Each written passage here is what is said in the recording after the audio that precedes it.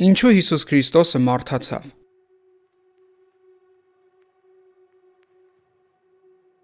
Ինչու էր պետք, որ հենց Աստված մարդ դառնա։ Ինչու Աստված մի հրեշտակ չուղարկեց մեզ փրկելու։ Ինչու նա ինքը վերցրեց մարմին եւ ապրեց մեր կյանքով։ Այս հարցերը դարեր շարունակ հուզել են մտածող մարդկանց։ Այս տեսանյութում կփորձենք պատասխանել այն հարցին, թե ինչու Հիսուս Քրիստոսը հենց ինքը մարդացավ մեզ փրկելու համար։ Իսկ մինչ այդ բաժանորդագրվեք ապոլոգիա կենտրոնալիքին, որպիսի բաց չթողնեք մեր հետագա տեսանյութերը։ Կարդալով Ծննդոց գիրքը տեսնում ենք, որ Աստված ստեղծեց առաջին մարդուն, Ադամին, իր պատկերով եւ նմանությամբ։ Բայց Ադամը մեղանչեց։ Նրա միջոցով մեղքը մտավ աշխարհ եւ դրա հետևանքը եղավ մահը։ Ինչպես որ մեկ մարդու միջոցով մեղքն աշխարհ մտավ եւ մեղքի միջոցով էլ մահը, այնպես էլ բոլոր մարդկանց մեջ տարածվեց մահը, որովհետև բոլորն էլ մեղանչեցին։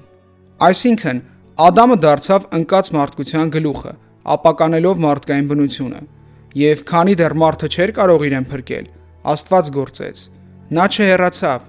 այլ ինքը մարդացավ։ Ըստ նոր կտակարանի, Հիսուս Քրիստոսը գալիս է որպես նոր Ադամ, որպես նոր սկիզբ։ Ինչպես Ադամով բոլորը մեռնում են, նույնպես եւ Քրիստոսով բոլորը կկենդանանան։ Այդպես էլ գրված է, որ առաջին մարդը Ադամը եղավ իբրև շնչավոր էակ, երկրորդ Ադամը կենդանարար հոգի։ Ինչ է սա նշանակում։ Ադամը ապականեց մարդկային բնությունը իր անհնազանդությամբ, իսկ Հիսուս Քրիստոսը, նոր Ադամը, հնազանդ եղավ մինչև մահ, որպիսի վերականգնի առաջին անկումը։ Այդ պատճառով Աստված դարձավ մարդ, վերականգնելու մարդու ընկած էությունը։ Իսկ ինչու հենց Աստված մարդացավ, այլ ոչ թե ուրիշ էակ։ Ինչու միայն նա կարող էր իրագործել այս փրկagorցությունը։ Շատերը հարցնում են, իսկ ինչու Աստված հենց ինքը մարդացավ։ Չէր կարելի ուղարկել մեկ ուրիշին, օրինակ հրեշտակի, մարգարեի կամ պարզապես մի սուրբ մարդու։ Սակայն իրականում մարդկությունը փրկելու համար անհրաժեշտ էր մեկը, ով միաժամանակ լիովին Աստված եւ լիովին մարդ կլիներ։ Ըստ Աստվածաշնչի մեղքը Աստծո դեմ է, ուստի միայն Աստված կարող է ներել այն։ Մեղքը ըստ էության ապստամբություն է Աստծո դեմ, իսկ մեղքը ներելու իշխանությունը ունի միայն նա, ում դեմ մեղք է գործվել։ Այսինքն, նույնիսկ եթե մարդը վիրավորում է մարդուն, այդ վիրավորանքի արմատը նույնպես Աստծո պատվիրանների խախտումն է, ուստի միայն Աստված կարող էր լիարժեք կերպով ներել մեղքը, մաքրելով այն։ Ըստ Աստվածաշնչի, հատուցման համար արյուն պետք է թափվեր, բայց անարատ արյուն։ Եվ գրեթե ամեն ինչ արյունով էր մաքրվում, ըստ օրենքի, եւ առանց արյուն թափելու թողություն չէր լինում։ Հին ուխտում զոհաբերում էին անարատ գառներ, որպես ժամանակավոր մեղքի քավություն, բայց դրանք միայն նախատիպերն էին։ Մարդկային մեղքի լիակատար գինը կարող էր վճարել միայն մարդը, բայց ոչ մի մեղավոր մարդ չէր կարող դա անել, որովհետև բոլորն իսկ արդեն պարտք էին իրենց մեղավոր բնույթի պատճառով։ Փրկության համար պետք էր մեկը, ով մարդ է, որպիսի մահանա մարդկանց փոխարեն, եւ Աստված է, որպիսի չունենա մեղք եւ իր զոհը լինի կատարյալ։ Ու միայն մեկ այդպիսի էակ կար՝ Հիսուս Քրիստոսը։ Հիսուս Քրիստոսի փրկարար գործը կարելի է ամփոփել 3 հիմնական կետով։ Նա ապրեց կատարյալ կյանք մեր փոխարեն։ Հիսուսը ոչ միայն մահացավ մեր փոխարեն, այլ նաև ապրեց սուրբ կյանքով։ Այն կյանքը, որը մենք չկարողացանք ապրել, նրա հնազանդությունը փոխարինեց Ադամի անհնազանդությանը։ Որովհետև ինչպես մեկ մարդու անհնազանդությամբ շատերը մեղավոր եղան, նույնպես եւ մեկ հոգու հնազանդությամբ շատերն արդար պիտի լինեն։ Նա մահացավ խաչի վրա որպես փրկիչ։ Նա կրեց այն պատիժը, որը մենք արժանի ենք կրելու։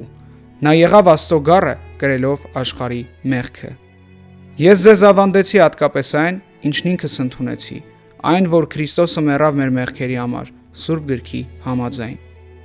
Նա հարություն առավ հաղթելով մահը, նրա հարությամբ մահը այլևս չի իշխում, եւ նա դարձավ հավիտենական կյանքի աղբյուրը։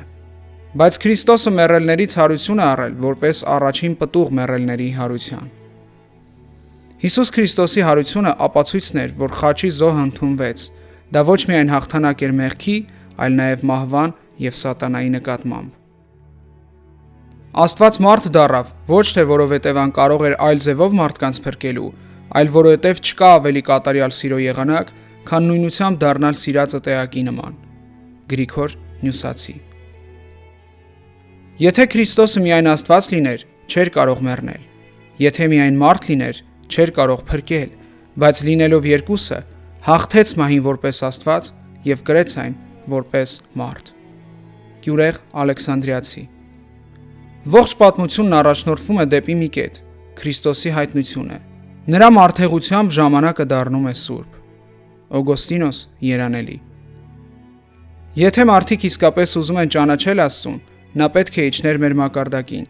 Ինչպես մարդը խոսում է մանկան լեզվով մանկանը հասկանալի լինելու համար, այդպես էլ Աստված դարձավ մարդ, որպեսզի մենք տեսնենք իր սերը, իր ճշմարտությունը եւ իր զոհաբերությունը։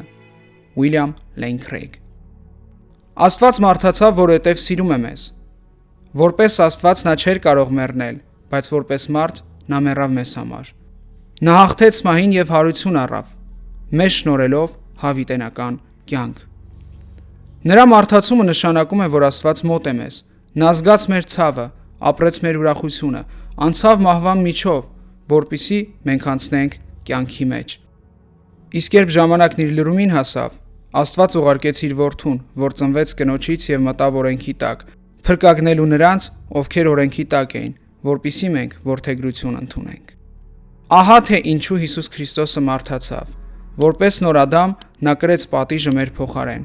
հաղթեց մեր պարտությունը եւ բացեց դեպի հավիտենական կյանք տանող ճանապարհը, որ նրան հավատացողը չկորչի, այլ հավիտենական կյանք ունենա։